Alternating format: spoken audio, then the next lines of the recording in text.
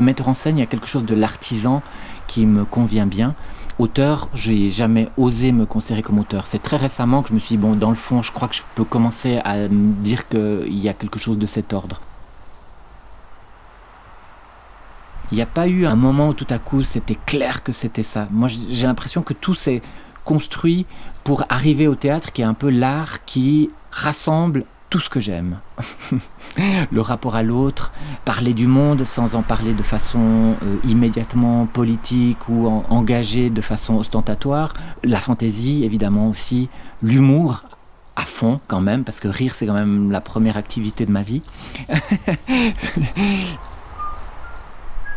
Quand je suis ici dans la montagne pour écrire, je suis vraiment en lien avec ce qui vit. Je vois vraiment les choses pousser, je vois vraiment un cycle. Et l'écriture, elle procède de la même chose. Il faut d'abord plonger des racines, il y a une chose qui pousse, et puis qui au mieux fleurit, et qui peut-être ensuite porte ses fruits.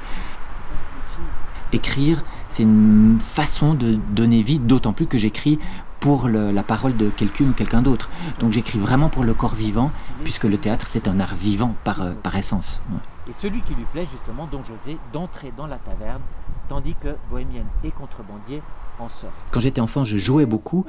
J'avais un imaginaire ultra développé, et quand je faisais des balades en forêt, j'imaginais tous des mondes autour de moi, qui étaient en même temps vraiment posés sur les arbres, sur les rochers concrets qui étaient là. Donc c'est pas difficile pour moi que d'essayer de dire aux gens, regardez en fait ce qu'il y a qu'on ne voit pas. Voilà. C'est très très enfantin hein, en fait. J'ai bientôt 50 ans, mais en fait je reste un gamin hein, quelque part, ouais, c'est sûr. À court, Don José reste seul.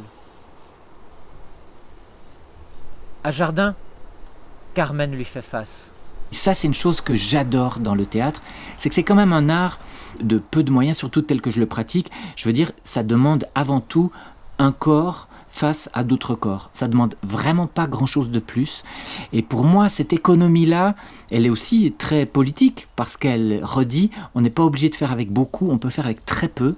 L'émerveillement est à portée de main, et il est fait de très peu de choses. Les spectacles que j'ai écrits, les solos que j'ai écrits, je les pense vraiment comme des cadeaux. C'est vraiment des cadeaux que j'ai envie de faire d'abord à des interprètes que j'admire. Et puis ensuite, c'est des cadeaux qu'ensemble, on fait au public. C'est toujours un petit truc qu'on prépare dans son coin, puis qu'un jour, on offre à l'autre.